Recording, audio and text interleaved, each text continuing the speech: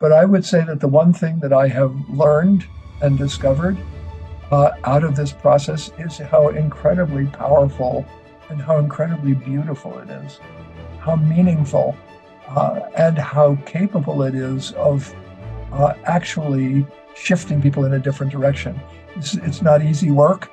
It takes a lot of work, and sometimes it doesn't work.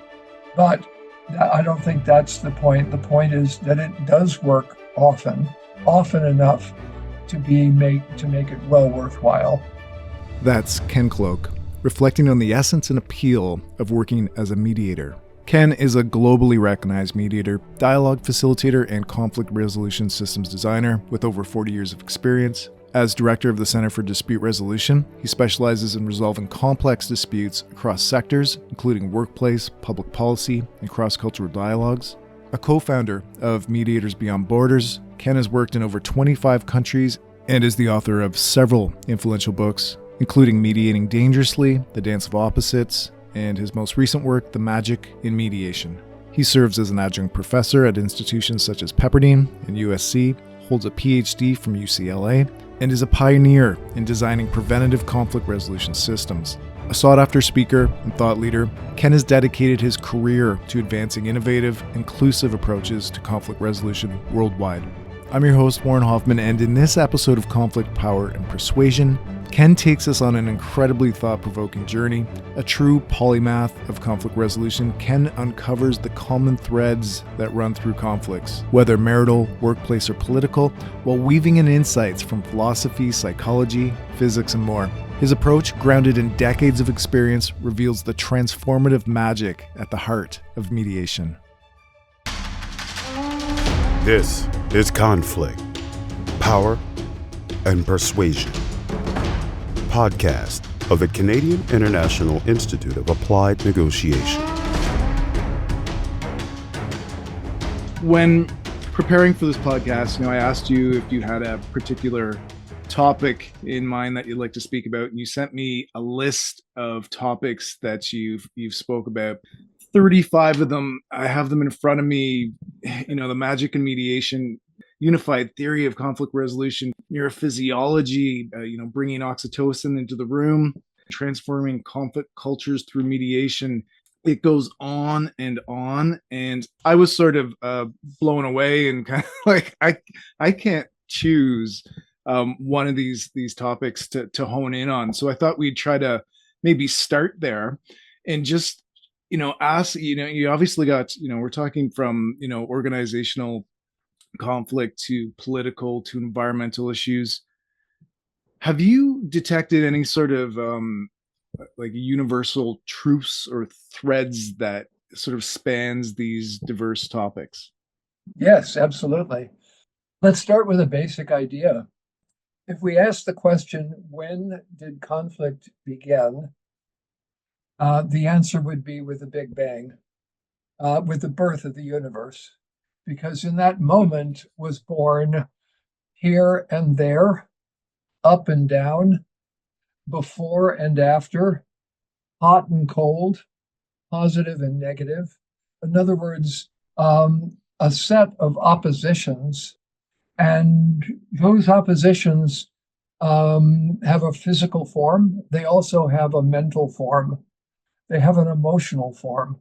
They have an energetic form. They have a form in what we can call matter or particles. They have a philosophical form. They have an artistic form. And so conflict is everywhere. And in addition to positive and negative, there was also born neutral. In addition to past and future, there was born now. In addition to up and down, there was born in between, and that's the mediation principle.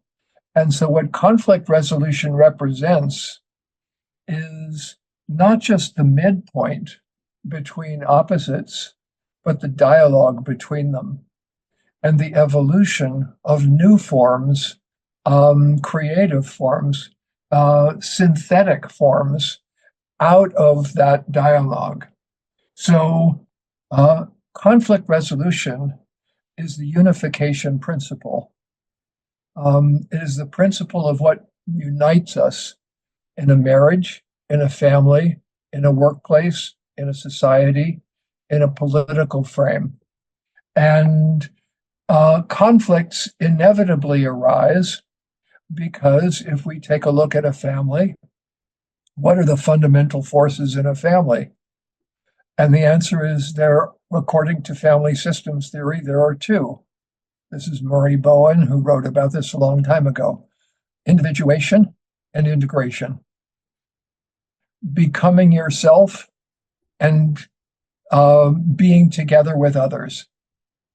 And so conflict resolution is fundamentally about the relationship between self and other. And how many forms does that take? And the answer is those 35 don't even begin to touch it.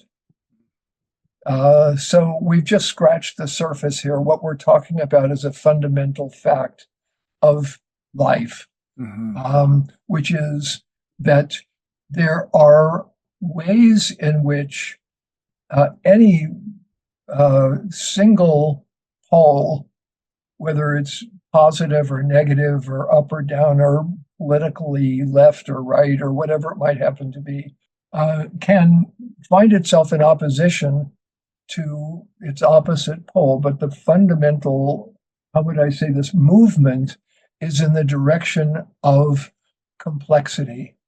And with complexity comes evolution. And so we have evolved as a universe, not just because of the fact that we have opposites, but because by coming together, those opposites can synthesize some new higher form. So we have what in science is called emergence or emergent phenomena. And emergence, that is, in other words, higher forms of being, higher forms of complexity arise out of the interactions between opposites. And those interactions can be destructive or they can be creative. And so what conflict resolution is fundamentally about is trying to figure out, how do we make these things creative? How do we find higher forms of relationship with the people that we care about? So in a marriage, for example, or in a family, we start off in one place, but we'll take a child in a family, a baby, and that has one form of family. But as that baby grows older and becomes a teenager, the form of the family changes. And as the parents grow older, the form of the family changes. As the marriage or relationship or friendship or whatever you want to, work relationship, anything, as that exists in the world, it's impacted by the environment in which it lives. And the environment is a kind of pressure that challenges the ability of that relationship to survive. And the way that you survive is by figuring out how to, sort of solve problems in a creative and constructive way. And how do we do that? And the answer is by recognizing at the beginning that there is not a single truth. There are multiple truths. Every conflict is a place where there are at least two truths. And those aren't necessarily the truths of what people are saying. They aren't necessarily the truths of what people are arguing about. They're the deeper reasons for their argument. In other words, in a marriage, you can argue about whether to have the window open at night or closed at night, or spend money or save money, or have a clean house or one that is unkempt, or whatever it might happen to be. But those aren't the real issues. The real issues are about how much room is there for me in this relationship? Do I get my needs satisfied? And how do we do that when there are two of us? And then if we ask the question, how many ways are there of satisfying two people's interests? And the answer is many, many, many. So if we start with the idea that one person is right and the other person is wrong, we've lost it. And so the whole point of conflict resolution is to say, that isn't the way we should be thinking about this. Instead, we should be thinking about how to ask questions that invite people into a deeper understanding of what is actually taking place in their argument. Right out the gate. So much there. Okay.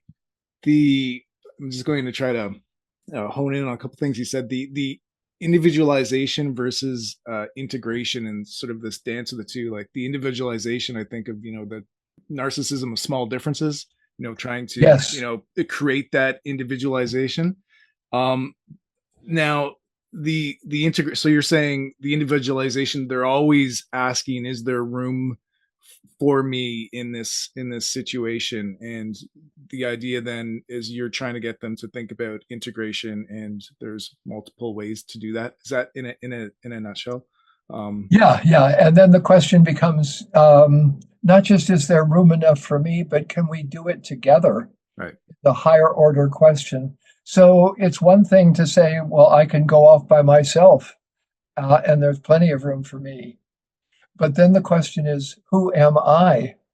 What is this me that we are talking about? And the South African phrase, Ubuntu, is a phrase that says, I am I because you are you, and you are you because I am I. And it's out of that commonality of self, of me's, if you will, that there arises a higher form of me. So I become more me because of you. Right. But there's a trick, and there's a price to be paid. And the price to be paid is I have to come to terms with you as someone fundamentally different from me. Mm-hmm. How do I do that? And that's where the trick comes in. And the trick is not to say, well, there's an automatic, easy solution. The trick is to say, we have to talk. We have to negotiate. We have to mediate, meaning we have to, it's not just sort of say compromise, but we have to figure out how to collaborate, which is a higher form of interaction. One that recognizes your right to be you and my right to be me, and now we can have some fun. So that, I think that's the basic idea. And the question is, how do we do that in a mediation setting? And then, of course, all of these topics arise. So here's an illustration, small illustration. One of the topics that I sent to you is called the art of asking questions. So with your listeners right now, there are 3 categories of questions that I can ask your listeners. Category 1, who is the oldest person listening? Who's the youngest? Who's the tallest? Who's the shortest? Who lives the closest to downtown Seattle? Who lives the furthest away? And there will be a single correct answer for everyone to each of those questions. And those single correct answers naturally form a hierarchy from top to bottom, from best to worst.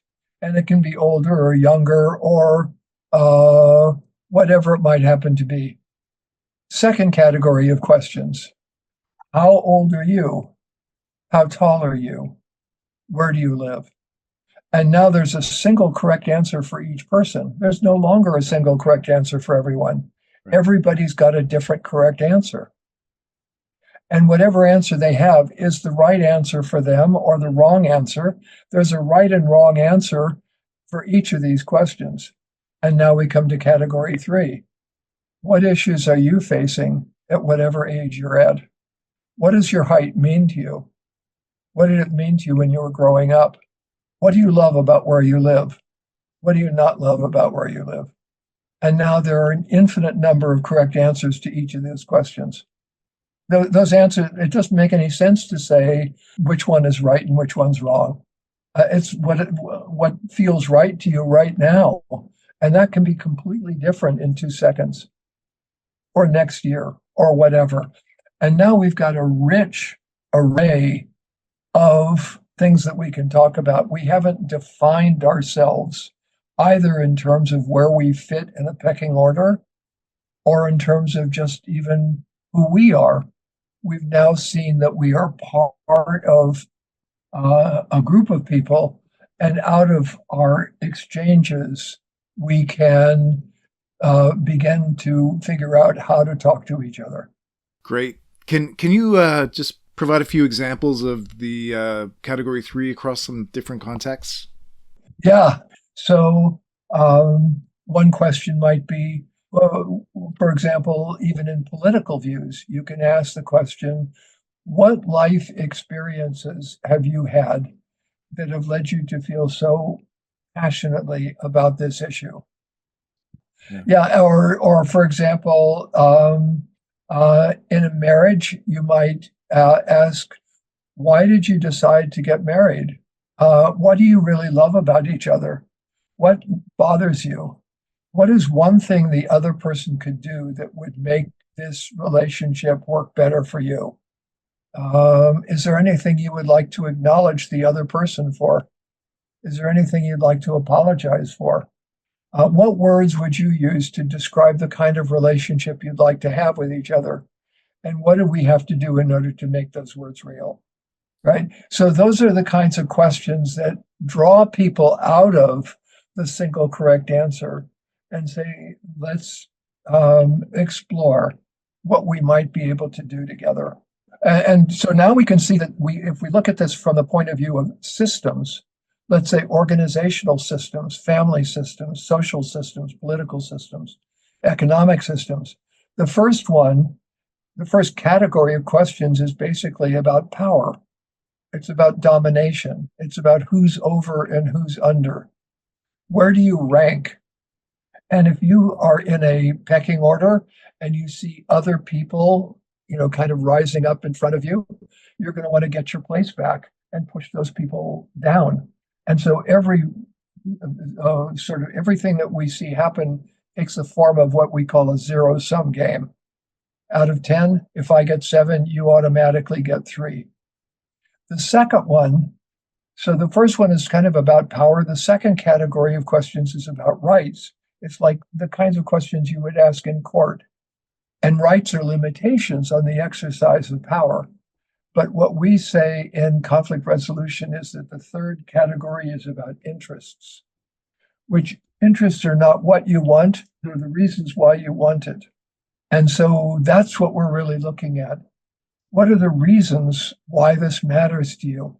You can't ask that question in court. I can tell you, as someone who's been a judge, you would be, if you asked that question, somebody would object and the judge would say sustained. You can't ask that question. You've got to ask a question that is relevant in the sense that it shows the connection between a fact and a rule of law. And the assumption is only one fact can be correct. This goes back to Aristotle, who talked about what he called the law of the excluded middle. There's no middle. There's only this is correct, this is true, and this is false. But we know that there are lots of things that are neither true nor false, or both true and false. And in every conflict, everybody is saying something true, and everybody is saying something that's false. And the true part is, here's how it feels to me. Here's what I think about what happened. And the false part is, what you say is not true and doesn't matter.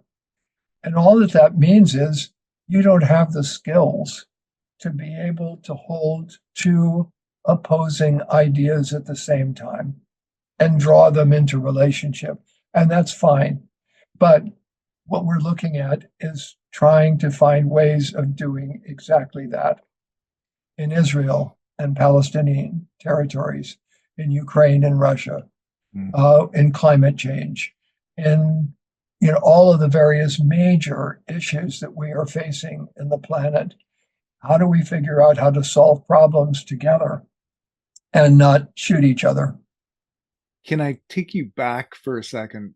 I think it might be in line with what you're talking about, but you mentioned the poles and then moving from the poles, and you talked about the direction of complexity. Yeah. Can you expand on that idea a bit? Sure. And I don't know if there's questions that can help achieve that, but yeah. So here's an idea. We look at the Earth. there's a magnetic field in the Earth, and there's a South Pole and a North Pole. And we think of there also being polarity in arguments. People are poles apart. But now if we look at the polarity in the Earth, we can see in the first place that the poles are united in two places. One, at the equator, where they get down to kind of minimal strength, but that's kind of like compromise. But the second and more interesting place where the poles are united is along the pole itself. So that there is something that unites North and South. There is a line of magnetism that connects them directly. And that is a kind of unity. And that's what I think of when we think of what this means to you.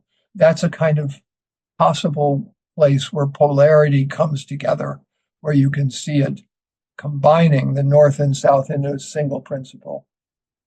And the second part is in terms of complexity. And there's a lot of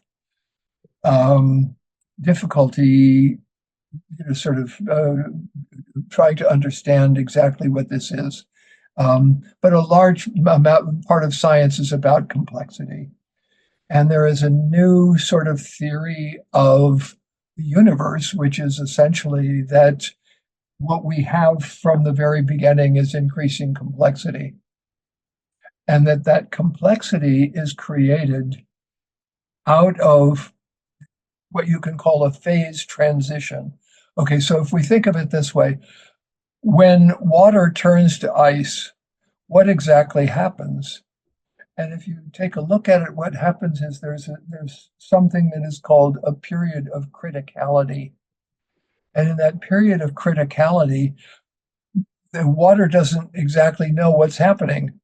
And their ice isn't quite there yet, but something is shifted in terms of, what it is that holds water together.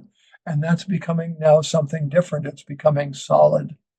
And what happens is that there's a man who won the Nobel Prize in biology. His name is Ilya Prigogine, and he wrote a book called Order Out of Chaos. And it's about how order emerges out of chaos. And we think of chaos now as what is sometimes called deterministic chaos, meaning that the chaos leads in a certain direction. So you can think of the water kind of simply as a molecule. But then when you start adding more molecules, you have something emerges, which is called wetness. And when those molecules begin to move, we have something new that emerges, which is called a river. And when they move even more rapidly, we have something new that emerges, which is called a waterfall. Or if the water goes into the air and it turns into dew, and we now have something new that emerges, which is called a rainbow. And in each case, what we have is a higher order of complexity that emerges out of the increasing chaos as things start to become more and more complicated, as we move into criticality. And all of a sudden, you can't predict anymore what happened.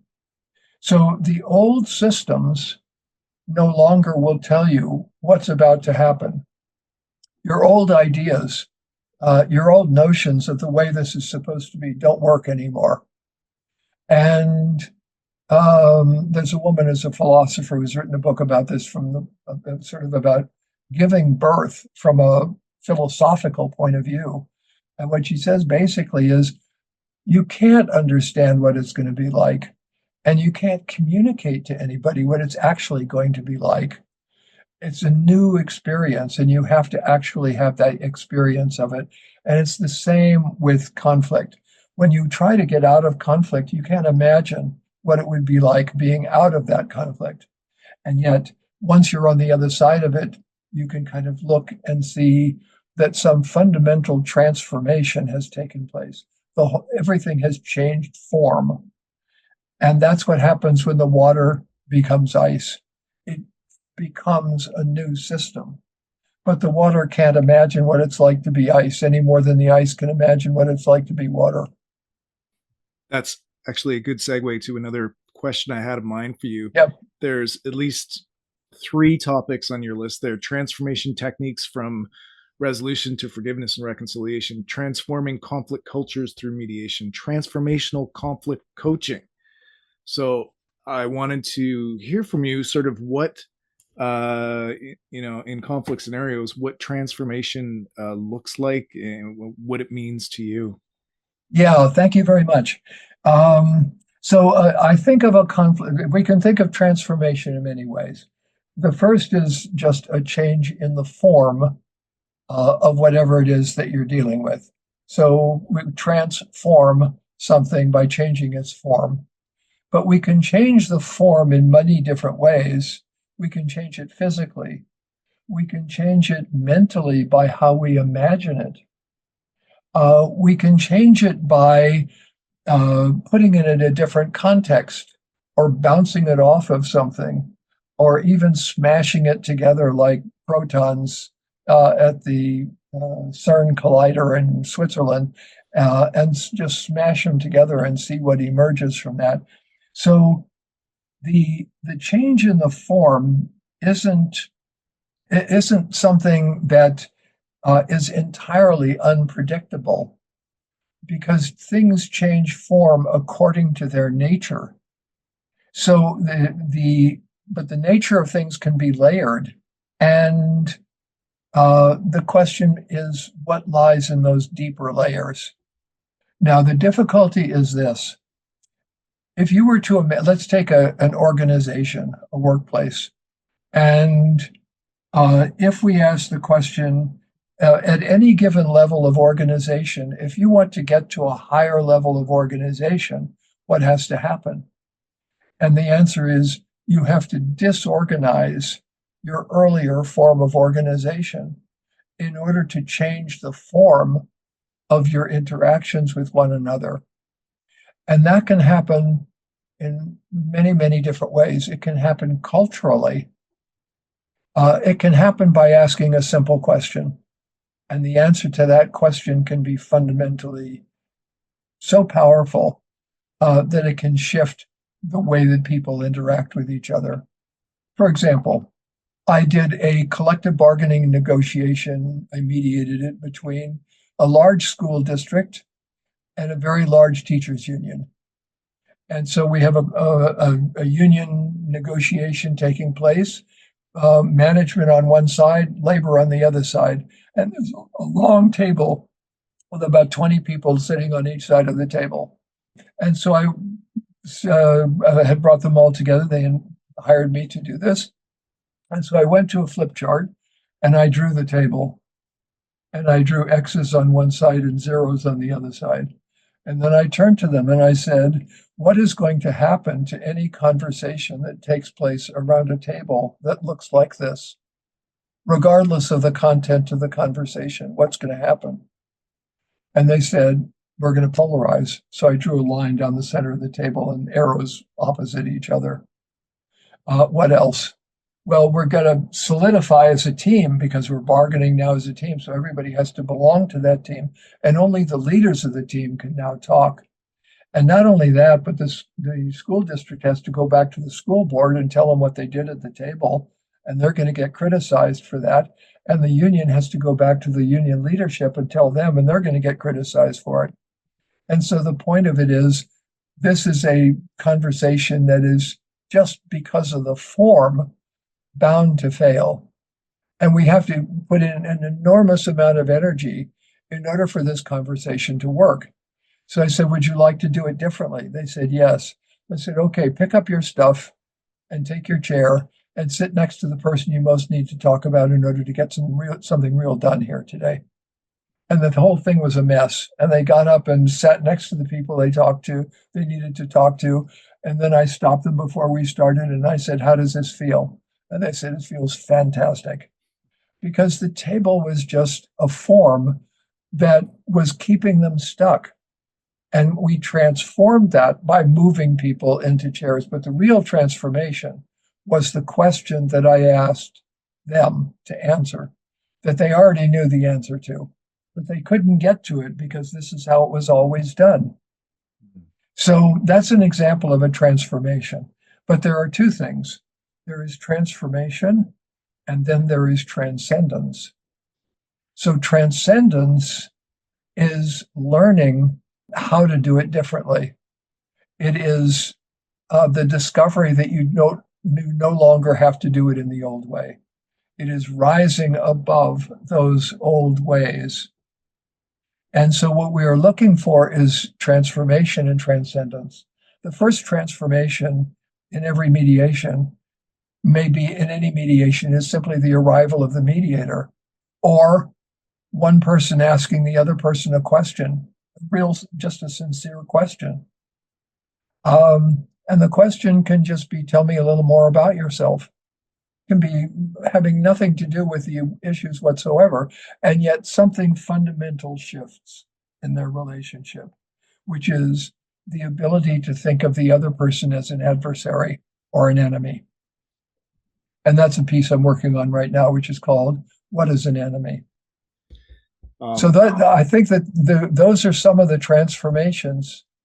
And we have to think of this kind of from a different angle, which is, for example, how is it that we are able to transform seemingly innocent, ordinary, decent human beings into our opponents, our adversaries, our enemies? How do we become so polarized? What happens exactly? How does that take place? And then what we can look at is how to reverse that process, how to make it happen differently. That's what conflict resolution is about. So you said transformation was a change in form, but you said that change is going to happen according to their nature, right? Yeah. So it's a matter of, I guess your job is to get in there and get to the deeper layers so that they don't change according to their nature, or things would just. Well, no, what we want them to do is to change according to their nature. Yeah. But what we want to do is we want to get to that deeper nature. Okay. So the behaviors that people engage in when they're in conflict are not their deepest self. And we know this because people don't walk around angry all the time for no reason. Anger, it turns out, is very costly in terms of energy. It takes a lot of energy to be angry. And then if we look at anger a little bit more carefully, what we discover is something very interesting, which is there are layers beneath the anger. The anger is a relatively superficial emotion. What's beneath anger? Sometimes fear. Sometimes the perception that something harmful will happen to you. But underneath all anger is caring. Why? Because nobody gets angry over things they don't care about. So therefore, we have two questions we can ask. Why are you angry? And what do you care about? Why do you care so deeply about this? And by asking that question, we are transforming our relationship, and we are allowing the actual, real nature of that person, the caring nature, which is deeper than the angry person, to emerge. And that's what I mean by the natural way that things break. It's sort of like when I was thinking of the collider, the Large Hadron Collider in Geneva, and out of that emerge quarks and gluons and all kinds of little bits and pieces. I love how you bring all these disciplines into your thinking, and you start out as a judge, and if you could think back, we've got a taste of it, but if you could think back, to your early days, then can you pinpoint how your perspective of conflict has changed, or to resolving conflict has changed back from those days? Can you put your finger on that at all? Yeah, there's a lot. Well, first of all, I should say that I went to college in the 1960s. I went to Berkeley in the early 60s. That's all I really need to say. Everything else you can imagine. But I was very active in creating conflict. And I would say that for 15 years, my job was to create conflict. I was a professional conflict creator for the civil rights movement in the South, in the North, the peace movement, etc. So and I felt that it was important to do that because I saw conflict as an agent of change, right, of improvement, basically. And but what I think there were a series of things that were missing from that conversation. The first was how to reach people's hearts and minds. Minds are easier than hearts to reach. But what we really want to try and do is reach people's hearts and have deeper conversations than the one that we were having before. So I learned a lot about conflict from those experiences, but what I didn't learn was how to be a mediator, how to be a negotiator, how to create what we now call restorative justice that First Nation peoples in Canada are actively pursuing, which is, if there's a crime in a community, instead of just going after the criminal, we have to see that the criminal also is a victim, as is the victim, as is the community in which this happens. And now, how do we ever get back to what happened before? The cat is out of the bag. Pandora's box has been opened. What do we do now? And the answer, I think, emerges out of dialogue, out of what we call restorative circles, in which people just talk to each other about what's going on and take responsibility for everything. Instead of blaming each other, we instead try to transition into problem solving. And so I didn't know in my earlier days how to do that. But I would say that the one thing that I have learned and discovered out of this process is how incredibly powerful and how incredibly beautiful it is, how meaningful and how capable it is of actually shifting people in a different direction. It's not easy work. It takes a lot of work, and sometimes it doesn't work. But I don't think that's the point. The point is that it does work often enough to make it well worthwhile. So in my case, I would say globally, maybe 90% of disputes get resolved by even mediators who have very little experience. Why? Because people want somebody to come in and give them a sense of empathy, that is, to understand what it feels like to be in their shoes, and a sense of perspective. And out of the combination of empathy and perspective comes wisdom. And so mediation is really a wisdom tradition. And what we are looking for is how to access that wisdom. And now, how do we do that with political conflicts, with social conflicts? That becomes, I think, a major issue. And that's what I've been writing about recently. Mm. And it basically works like this. The question is, what is politics? And we can think of politics in many different ways. From a power-based perspective, it's how do I gain power over and against others in order to satisfy my interests. From a rights-based perspective, how do we create laws and constitutions that limit the amount of damage that can come from dictatorships, monarchies, autocracies, tyrannies? How do we do that? But from an interest-based perspective, we now discover something different, which is we're all in this together.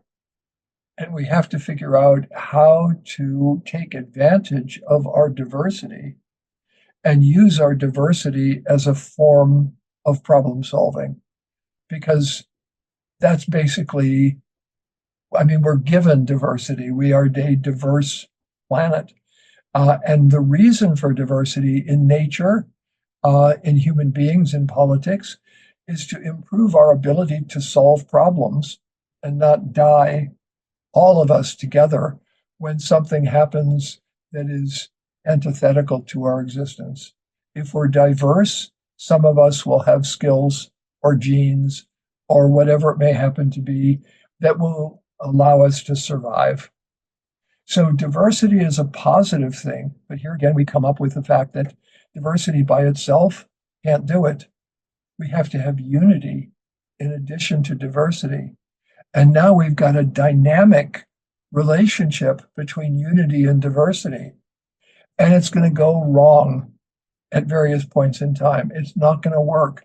There's going to be too much diversity and too much unity, and not enough diversity. And so what happens over history is we go back and forth between left and right, liberal and conservative, whatever it may happen to be, because we're trying to find a place where it works.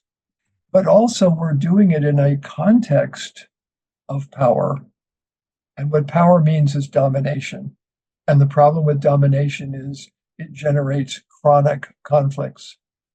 And it's unnecessary, because if what you want to do is satisfy your interests, we can all do that together. And we can find ways of doing it. We're creative enough. We have enough resources to be able to do this together. But the question is how. And that's where conflict resolution comes in. Conflict resolution is the how. And then we can say, let's redefine politics. Here are 3 interest-based definitions of politics. Number 1, politics is social problem solving. That's all it is. So if we're going to do social problem solving, what's the best way of doing it? Well, we've got to involve people and draw in people from representing different aspects of society. But mediators have been doing this now for several decades. We know how to do this. We can bring together diverse stakeholders, constituencies, groups, environmental interests, et cetera, et cetera. We can do it inside organizations. We can do it in communities. We've done lots and lots of it. I've done lots and lots of it. Second, politics is a large group, multi-stakeholder, consensus-building process. And instead of voting, we can try and reach consensus, and only vote if we're unable to reach consensus. And that's going to create a large amount of unity, but consensus building requires, again, a higher order of skill. And then the third definition is that politics is a conflict resolution process. Its basic idea is to just resolve conflicts. And now the question is, how do we do that? So I think the answer is dialogue. Again, negotiation, collaborative forms of negotiation, defined by Roger Fisher and William Ury in their classic book, Getting to Yes, and a whole series of other things. We've got an industry that has arisen around negotiation. There are forms of leadership that help people figure out how to do this. There are skill sets that we can develop, that everybody can develop. And one of the things I'm doing right now is I'm working with a group called Kids Managing Conflicts, which is in the Los Angeles schools, teaching kids in school how to mediate, be peer mediators. Cool. And yesterday, I got an email from a woman I'm working with in China, and she's been asked by a school in Beijing to set up a peer mediation program. So I put the two of them in touch with each other, and I'm going to be going to Beijing in the spring of next year and meeting with the school and helping to set up the mediation program for the kids there. It's fantastic. Yeah. I couldn't help but sort of notice, I don't know if this is right or not, but you mentioned diversity and unity. Yeah. And then I thought back to what you said about the marital piece of individualism and integration. So yeah, is that a real overlap there? Are those the same sort of? Absolutely. Yeah, well spotted. Absolutely.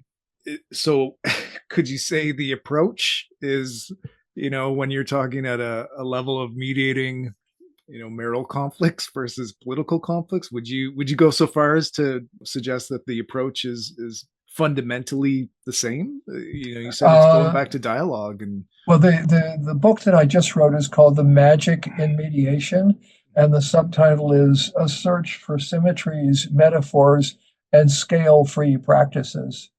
So the basic idea here is that conflict is what is in science called a fractal, which means that it is self-similar on all scales.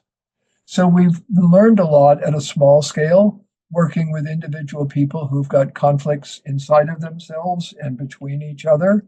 We've learned a lot in working with teams, working with organizations, working with neighborhoods, with communities. I began really 45 years ago working in the neighborhood mediation programs, working in workplaces. And now we can see that there's a small scale, a mid scale. Is it possible to bring this up to a large scale? And the answer is yes, absolutely. That's why I wrote this book on politics, dialogue, and the evolution of democracy. What it will take is an evolution in the form of democracy from being power-based or rights-based to being interest-based. Right. And that's a fundamental shift. So of course, that in the United States, we just had these elections and we had debates and lots of advertising, incredible amount of polarization. And what the polarization did was more or less to guarantee that whoever won the election, half the country would hate them. Half the country now will not buy in, no matter who wins. That's no way to do problem solving. Mm-hmm. So we can start at the beginning and just say, well, that's not very useful. Now can we start and try to do something that is useful? And how do we do that? We start by talking to each other. But then the question becomes, how do we talk to each other? Well, we should have a facilitator so that there's somebody who helps us stay on track. We have a series of different mechanisms. We can take a large group and break them down into small groups, because people talk differently in small groups than they do in large groups. We can pose a set of questions to them. And I've done these dialogues between Ukrainians and Russians and Israelis and Palestinians and Catholics and Protestants and immigrants and Greek citizens all around the world. I've done these types of mediation, these types of dialogues, and they're very, very powerful. And they're a framework for thinking about how we might do this differently. So instead of a debate, what if we had a dialogue? And instead of asking questions that divide people, what if we try to figure out what people actually have in common and not artificially divide people? Polarization at a small scale is useful because it helps us differentiate between alternatives. But toxic, chronic polarization prevents us from using that information to be able to solve problems. So there has to be a point where we turn from thinking of our differences to thinking of our commonalities. And that's the place where I think these things come together. The integration, commonality, the diversity, and the individuation have to be balanced in some way. And finding the balance isn't easy because there is no single place where the balance takes place. It's always shifting. And I agree with you about, having these dialogues and facilitated discussions. What do you do with the output from that? How do you scale that up? I mean, if you're doing that at a grassroots level or something, and how do you scale that? Yeah. Well, this, I think, is one of the principal questions we've got to figure out. We don't actually know the answer at this point. But what we can say is that there are a number of mechanisms that we can figure out that work on a middle scale that we can try and see how they would work. For example, if you have a problem in a corporation, you can take it down to every work unit and bring people into teams in their work unit to discuss the issue, brainstorm ideas, and then send that up to the next level where those are combined, and those get sent to the next level where they're combined, and then at the top level they're finally synthesized, and then they go back down to the bottom again to see whether the people at the top got it right. Kind of like the Right? Delphi method of getting expert opinion and injecting, like, so it's Yes. like a living document in a sense. It keeps. Yes. Okay. And we're now living in the era of AI. Hmm. I mean, what would happen if ChatGPT or all the various versions of it that, and Apple's about to come out with a new one, that if we figured out ways of applying those methodologies to large-scale conversations between people, not where AI comes up with the answer and we just say, yes, boss, but instead where it comes up with ideas and suggestions and reasons for and reasons against, which is easily done. In fact, we've got in Canada right now, there is a guy who is doing work trying to help prepare for negotiations between Ukraine and Russia, and trying to come up with, we're using computers to come up with reasons why a negotiated settlement would actually be in the interests of both Russia and Ukraine, but looking at it from a large historical perspective, from a cultural perspective, political perspective, economic perspective, etc. Very interesting. Yeah. Potential there. So, Mindful of the time, Ken, I want to shift gears completely here. okay. I said I wasn't going to hone in on any of your topics, but mediating grief and loss, death and dying. Could you say a few words on that one? Yeah, thank you for that. The last chapter in the book that I mentioned, The Magic in Mediation, is about grief and loss and trauma. These issues, I think, come up in, once again, very small ways, mid-sized ways, and large ways. So there are little sort of losses that we may experience even in an average day. The loss of some expectation, something that we wanted to do that didn't get to happen, etc. And then there are mid-scale losses, and then there are catastrophic losses. And we have to see that each of those scales requires a different set of techniques, but fundamentally what we are doing is essentially the same in each of those experiences.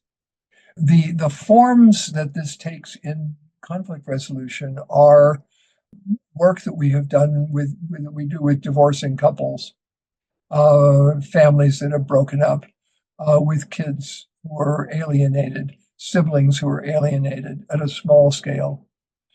We also work with situations where someone has died and the siblings are fighting with each other over the will, that sort of thing.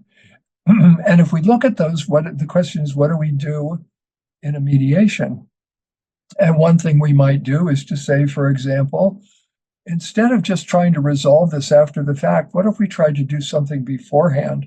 So let's say that with someone who's writing a will, let's facilitate a family meeting in which the person who is writing the will calls everyone together, tells them what they're doing, and expresses their hope that people will, sort of go along with each other, but also maybe finds out from them what it is that they want, because that's a part of what you want to do. It may be.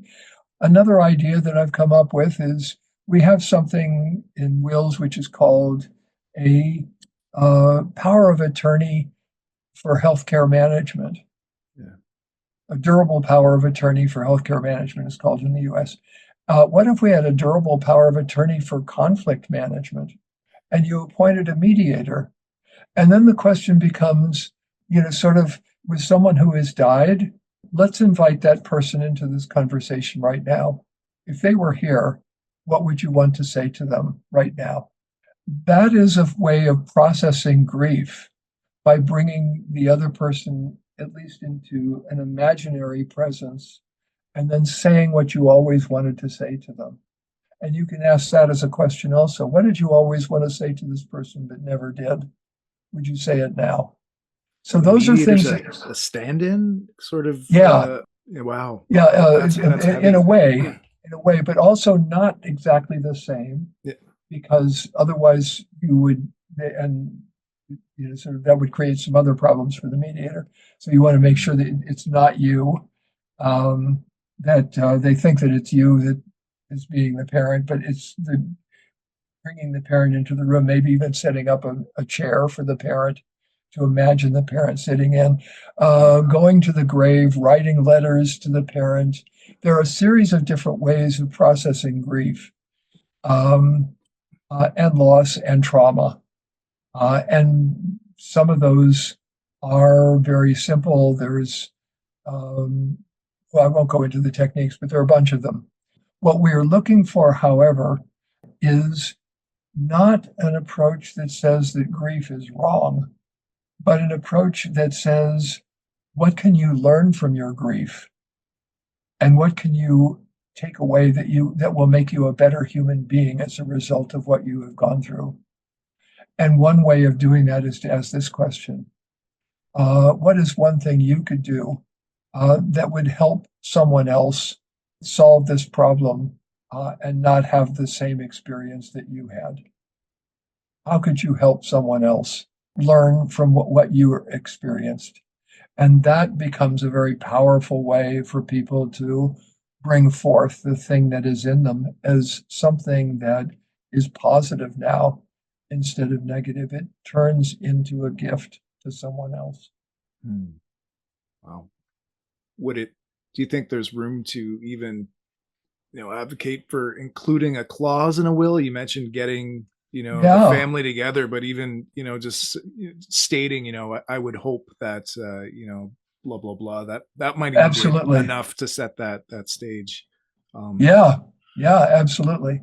Lots and lots of ideas. Yeah. Heavy stuff. So I have to ask though, to wrap up, can you tell us about what is enemy that you said you're currently working on that? Yeah. What is an enemy? What is an enemy? Yeah. So the article looks into how to create an enemy. So if we ask the question, what is an enemy? We can give a bunch of different answers, like someone to whom you no longer extend empathy or compassion, someone who triggers feelings of anger and fear and grief and shame and guilt inside of you, someone in whose presence you become inauthentic, off-balanced, stressed, or different from who you are naturally. Someone for whom it's possible for you to rationalize acts of meanness or cruelty, or someone it's easy to demonize or stereotype, someone you're not willing to talk to or engage in dialogue with, someone for whom you can't experience love or generosity or gratitude or kindness. And here's the bottom line, someone who owns you. Ooh. Uh-huh. Yeah, someone who you have given a mic drop at the end.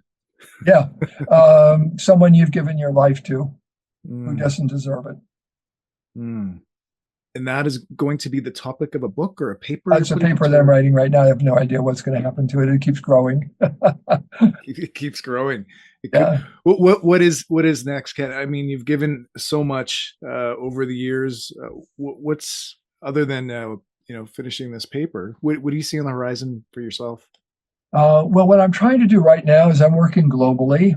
I just finished training earlier this week, a couple of days ago yesterday actually in Nigeria, and next week in Democratic Republic of Congo.